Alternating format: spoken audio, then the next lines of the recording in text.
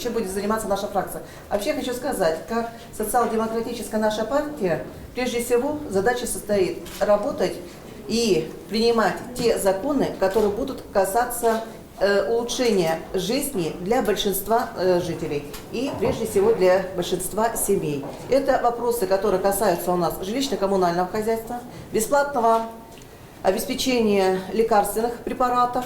Это закон о детях войны, который неоднократно наша партия ставила и будет продолжать поднимать данный вопрос, хотя до сих пор мы не получили поддержки со стороны партии власти по данному закону.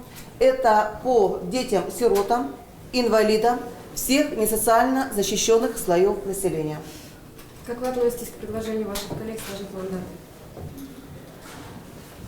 Я здесь отвечу свое личное мнение. Я уже давала интервью, буквально, наверное, несколько дней назад, одним из представителей СМИ, что в данной ситуации, конечно, было бы этично сложить полномочия и назначить новые выборы депутатов Государственного Совета Республики Коми.